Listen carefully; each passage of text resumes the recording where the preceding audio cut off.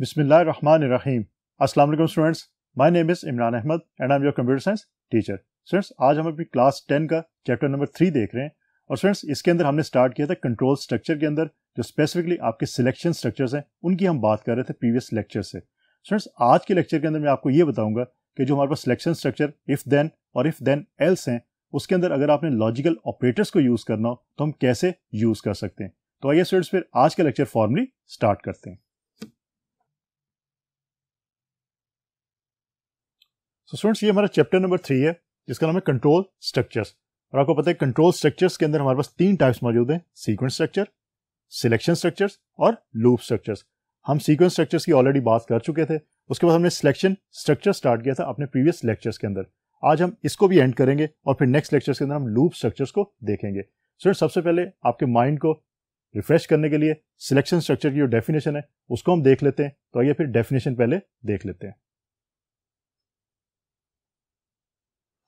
Selection structures. A selection structure chooses which alternative program statement to execute.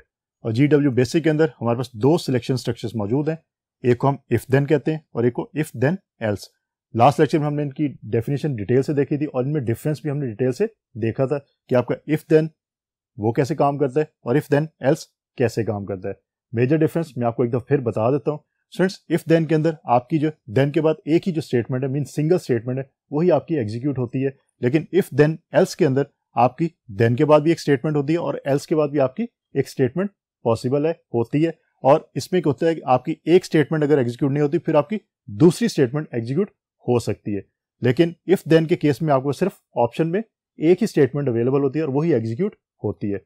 But if then else के case में आपके पास 2 statements available होती है। अगर एक स्टेटमेंट एग्जीक्यूट नहीं होती फिर दूसरी स्टेटमेंट एग्जीक्यूट हो सकती है।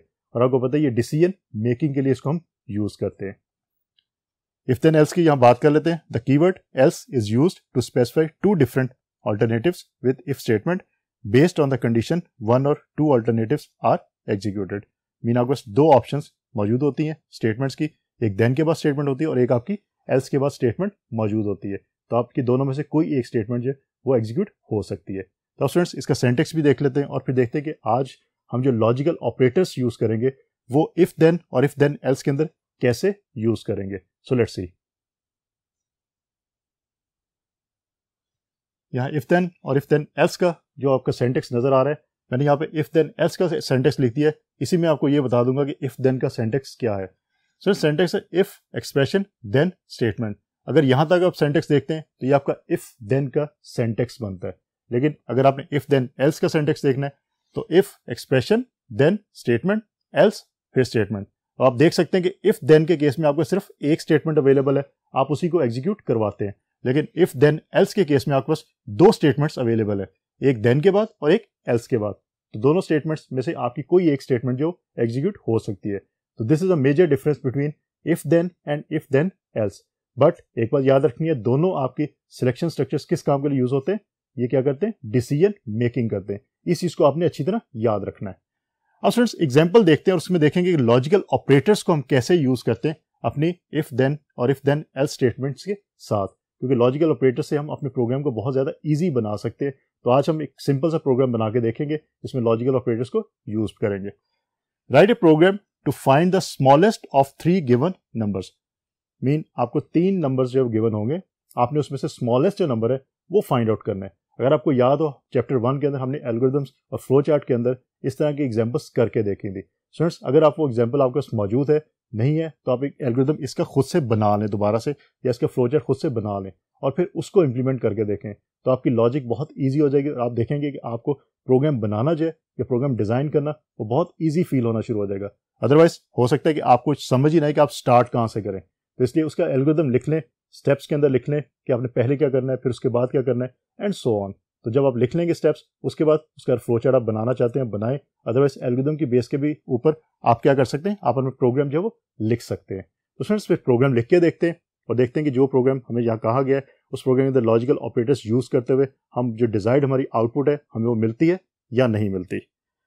सो GW बेसिक को ओपन करें और अगेन जो मैंने आप कहा है आपको कि आपने पहली लाइन पे हमेशा रिमार्क्स लिखने हैं और रिमार्क्स में आपने लिखना है ये प्रोग्राम क्या कर रहा है, ताकि इन फ्यूचर जब भी आप इस प्रोग्राम को ओपन करें आपको पता होगा ये प्रोग्राम क्या कर रहा है। तो ये रिमार्क्स मैं आपके लिए छोड़ता हूँ, क्योंकि तमाम प्रोग्राम्स में मैंने आपको कि आपने रिमार्क्स जरूर लिखने हैं। उसके लिए आप लाइन नंबर 5 यूज़ कर लें। हम लाइन नंबर 10 से तमाम प्रोग्राम शुरू करते हैं, तो आप लाइन नंबर 5 यूज़ कर सकते हैं। आप 1 भी लिख सकते हैं, 2 भी लिख सकते हैं, क्योंकि आपको पता है कि आप लाइन नंबर कोई भी यूज़ कर सकते हैं। So line number 10 program start कीजिए। लाइन नंबर 10 स्पेस 3 नंबर्स हैं और इनपुट लेनी है। तो आपको पता है प्रीवियस हम लेक्चर्स में अंदर कर चुके हैं ये एग्जांपल कि आपने इनपुट अगर यूजर से लेनी हो तो इनपुट का कीवर्ड हम यूज करते हैं। So input space A B C, 3 variables मैं जो डिफाइन कर देता हूं, ए बी और सी। और स्टूडेंट्स आपको पता है अगर आप वेरिएबल की टाइप नहीं बताते कि किस टाइप का वेरिएबल, मीन इंटीजर है, स्ट्रिंग है, आपका सिंगल प्रिसीजन है, डबल प्रिसीजन है, तो बाय डिफॉल्ट वो क्या लेता है, वो सिंगल प्रिसीजन कंसीडर करेगा। ये बात आपने याद रखनी है, एग्जाम पॉइंट ऑफ से ये चीज़ बहुत इंपॉर्टेंट है। इसलिए मैं हर लेक्चर की जब भी कोई एग्जाम्पल मैं आपको करवाता हूँ तो उसमें आपको ये चीज़ मैं साथ साथ बताता हूँ ताकि आपको ये जहन में बैठ जाए और याद रहे। सो लाइन नंबर 20 पे आए। अब हम स्टार्ट करेंगे इफ की कंडीशन को। If A is less than B, आपका लॉजिकल ऑपरेटर है, लेस देन का साइन आप यूज कर रहे हैं, A is less than B and A is less than C. Students आपने जो मेजर लॉजिकल ऑपरेटर्स पढ़े थे उसमें एंड और नॉट की हमने बात की थी। यहां पे हम लोग यूज करें एंड को। तो A is less than B and A is less than C. Then line number 50 पे चले जाओ, मीन आपने स्टेटमेंट दे दी 50 एल्स 30। अब स्टूडेंट्स एक दफा मैं प्रोग्राम पूरा लिख के आपको दिखा देता हूं, उसके बाद फिर मैं इसकी लॉजिक आपको समझाऊंगा कि हमने ये किस तरह काम किया है। तो एक दफा मेरे साथ इसको प्रोग्राम को लिख लीजिए, फिर लाइन बाय लाइन मैं इसको आपको जो एक्सप्लेन करके बताऊंगा कि हर लाइन के ऊपर क्या बेसिकली हो रहा है। तो एक दफा इसको जरा टाइप कर लीजिए अपने कंप्यूटर के ऊपर। सो लाइन नंबर 30 पे आइए। If B is less than A and B is less than C then 60 else 40। ये आपकी लाइन नंबर्स हैं। एंटर किया, लाइन नंबर 40 पे आ गए। If C is less than A and C is less than B then 70। फिर enter किया, line number 50 पे आ गए। प्रिंट, अब डबल कोट्स के अंदर लिखते हैं A is the smallest number colon go to 80। Enter किया, line number 60। Print double quotes के अंदर b is the smallest number, then go to 80, enter किया, line number 70, print double quotes c is the smallest number, enter किया, line number 80, input करेंगे, double quotes के अंदर लिखेंगे would you like to input again, जिस हमने previous lecture के अंदर एग्जाम्पल की थी वहां भी हमने ये काम किया था। so would you like to input again, yes or no। उसके बाद y का हम डॉलर साइन के साथ डिक्लेयर कर देते हैं वेरिएबल, क्योंकि डॉलर साइन का आपको पता है किस लिए यूज होता है, ये स्ट्रिंग वेरिएबल है। एंटर किया, line number 90। If y dollar is equal to double quotes में y then 10, enter, line number 100 पे हम प्रोग्राम को एंड कर देते हैं। सर अभी अगर आपने प्रोग्राम पूरा नहीं लिखा तो आप इस लेक्चर को भी पॉज कर लें, प्रोग्राम को पूरा लिख लीजिए, उसके बाद आप जो है इसको दोबारा से सुनना शुरू करें, क्योंकि मैं आपको बताने लगूंगा इस प्रोग्राम की लॉजिक क्या है। मीन लाइन नंबर 10 से लेकर लाइन नंबर 100 तक हम जाएंगे और देखेंगे हर लाइन के ऊपर बेसिकली क्या काम हो रहा है, इसको आपने अच्छी तरह समझना है। सो लाइन नंबर 10 के ऊपर क्या काम हो रहा है, लाइन नंबर 10 पे आपसे इनपुट ली जा रही है 3 नंबर्स की, ए बी और सी। लाइन नंबर 20 के ऊपर क्या काम हो रहा है, लाइन नंबर 20 के ऊपर ये चेक किया जा रहा है कि A is less than B. If अगर ए की वैल्यू बी से लेस है एंड ए की वैल्यू सी से भी लेस है, तो फिर इसका यह मतलब है कि ए आपका जो स्मॉलेस्ट है, आपके आंसर में ए स्मॉलेस्ट आना चाहिए। तो आप क्या करते हैं, देन वो कह रहे हैं 50 पे चले। अब लाइन नंबर 50 के ऊपर देखें, लिखा हुआ जी print A is the smallest number. तो अगर कंडीशन आपकी ये ट्रू होती है, मीन ए जो है वो लेस देन बी है एंड ए लेस देन सी है, मीन दोनों आपकी कंडीशन ट्रू होनी चाहिए। आपको पता है ऐड के केस में ये होता है कि दोनों आपकी कंडीशन ट्रू होनी चाहिए, और के केस में होता है कि आपकी एक कंडीशन भी ट्रू होगी तो आपका आंसर जो है ट्रू में आता है, लेकिन एंड के केस में दोनों कंडीशंस आपकी ट्रू होनी चाहिए। सो ए इज लेस देन बी भी है और ए इज लेस देन सी भी है।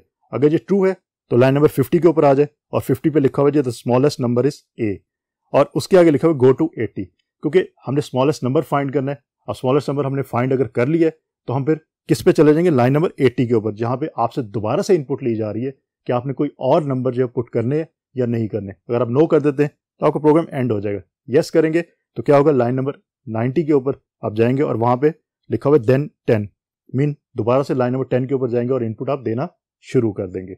तो इस केस के अंदर ये होगा, मीन अगर लाइन नंबर 20 की कंडीशन ट्रू हो जाती है।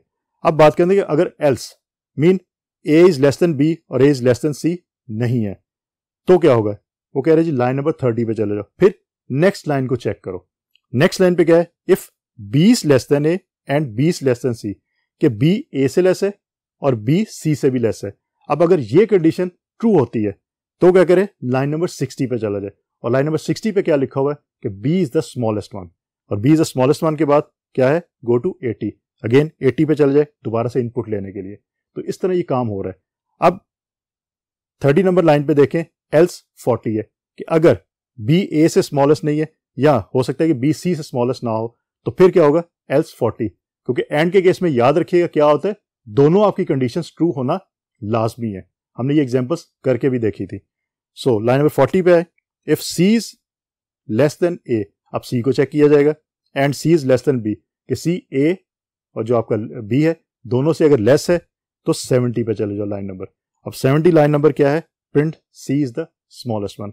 अब स्टूडेंट्स यहां पे हमने एल्स को यूज नहीं किया, ये बात आपने सोचनी है क्यों यूज नहीं किया, मैं आपको अभी बता भी देता हूं, लेकिन आप खुद से भी सोचें और इसका आंसर मेरे आंसर देने से पहले अपने माइंड में लेके आए कि इसका आंसर क्या हो सकता है। कि आपने लाइन नंबर 40 के ऊपर जो है वो देन 70 के बाद एल्स को यूज नहीं किया, क्योंकि आपने लाइन नंबर 20 और लाइन नंबर 30 के अंदर एल्स को यूज किया था। पहली चीज तो ये कि हमारे पास अब ऑप्शंस की जरूरत नहीं हमें, क्योंकि हम सी को चेक करें, हम ए और बी को चेक कर चुके हैं ऑलरेडी, तो सी को हम चेक कर रहे हैं, तो सी लाइन नंबर 70 के ऊपर आ जाएगा। और हमने ये किया था लाइन नंबर 50 और 60 के अंदर कि गो टू 80 के ऊपर। अब अगर सी की कंडीशन आपकी ट्रू हो जाती है तो डायरेक्ट आपका जो है लाइन नंबर 70 पे आ रहा है और उसके बाद लाइन नंबर 80 ही है, तो हमें एज सच एल्स की जरूरत ही नहीं है, क्योंकि हमने किसी और वेरिएबल को जो वो चेक नहीं करना। ए और बी के बाद सी वेरिएबल मौजूद था, जब ए को चेक कर रहे थे अगर वो कंडीशन आपकी फॉल्स हुई है तो आपने बी को चेक करना शुरू कर दिया, वो कंडीशन फॉल्स हुई है तो आपने सी को चेक करना शुरू कर दिया। अब सी जो है उसकी कंडीशन फॉल्स भी होती है, लेकिन आपके पास डी वेरिएबल मौजूद नहीं है, कोई और वेरिएबल मौजूद नहीं है, इसलिए हमें यहाँ पे एल्स जो है वो उसकी जरूरत नहीं है। हम देन से इफ और देन को यूज करते हुए अपना काम जो है वो निकाल सकते हैं। तो ये बात याद रखिएगा, कहाँ पे आपने इफ देन को यूज करना है, कहाँ पे आपने इफ देन एल्स को यूज करना है। तो उसकी एग्जाम्पल आपके पास यहाँ पे आ गई कि आपने क्लियर कर लिया इफ देन और इफ देन एल्स कैसे यूज किया जा सकता है, और एंड ऑपरेटर के साथ। अब स्टूडेंट्स ये आपका प्रोग्राम है, इस प्रोग्राम को आप जो और के साथ करके देखिए, और मैं आपको बताता हूँ कि और के अंदर क्या होता है। मीन जहाँ पे एंड लिखा हुआ है वहां पे आप और लिखें, और का मतलब ये है कि आपकी एक भी कंडीशन अगर ट्रू होती है तो आपका आंसर जो है वो ट्रू में होगा। Mean A is less than B और A is less than C, इसमें से कोई एक भी ट्रू होगी, मीन ए या तो बी से लेस होगा या ए सी से लेस होगा, किसी एक से भी लेस हो जाएगा तो हमारा आंसर जो है, जो हम डिजायर्ड आंसर चाहते हैं वो आंसर में आप दे सकते हैं। तो अब और को यूज करके देखें, नॉट को यूज करके देखते हैं, उसमें आप निगेशन देते हैं नॉट की, आपको पता है ए है तो माइनस ए हो जाएगा, बी है तो माइनस बी हो जाएगा, माइनस ए है तो ए हो जाएगा, पॉजिटिव नेगेटिव हो जाता है, नेगेटिव पॉजिटिव हो जाता है। तो आप ये लॉजिकल ऑपरेटर्स यूज कर सकते हैं। फ्रेंड्स इन लॉजिकल ऑपरेटर्स को यूज करने का जो तरीका है वो ये है कि कोई सिचुएशन आपके पास ऐसी हो जहां पे आपको इसको यूज करना पड़े तो आप जरूर इसको यूज करें। ये आपके प्रोग्राम की लॉजिक को कॉम्प्लेक्सिटी से कम करके सिंप्लीफिकेशन की तरफ ले आती है। मीन आपके प्रोग्राम की लॉजिक जो सिंपल हो जाती है, कॉम्प्लेक्स नहीं रहती। तो कोशिश करें इनको यूज करके देखें। एंड की मैंने आपको एक एग्जांपल यहाँ पे करवा दी है, आप एंड की कोई और एग्जांपल भी करके देखें, उसके बाद आप और को यूज करके देखें, उसके बाद आप नॉट को भी यूज करके देखें। ये आपके लॉजिकल ऑपरेटर्स मौजूद हैं, इन तीनों ऑपरेटर्स को आप यूज करके देखें, इनकी बात हम ऑलरेडी कर भी चुके हैं। तो स्टूडेंट्स आज का जो हमारा लेक्चर था, इनफैक्ट को सिलेक्शन स्ट्रक्चर से रिलेटेड जो लास्ट लेक्चर था, सिलेक्शन स्ट्रक्चर जो था उसमें हमने इफ देन और इफ देन एल्स की डिटेल देखी। पहला जो इससे रिलेटेड हमारा लेक्चर था उसमें इफ देन के बारे में आपको बताया, और फिर ये बताया कि इफ देन आप जो वो किस तरह यूज कर सकते हैं, हमने एग्जांपल भी करके देखी थी, फिर हमने इफ देन एल्स की भी एग्जांपल करके देखी। आज हमने ये देखा कि हमारे पास अगर लॉजिकल ऑपरेटर्स मौजूद है, मीन एंड का ऑपरेटर मौजूद है, और का या नॉट का, उसमें से एंड की एग्जांपल हमने करके देखी कि एंड के ऑपरेटर को हम किस तरह इफ देन और इफ देन एल्स के जो सिलेक्शन स्ट्रक्चर है आपके, उसके साथ हम यूज कर सकते हैं। स्टूडेंट्स होपफुली आज का लेक्चर आपको अच्छी तरह समझ आ गया होगा। इंशाल्लाह अगली दफा नए लेक्चर के साथ दोबारा मुलाकात होगी, तब तक के लिए अल्लाह हाफिज।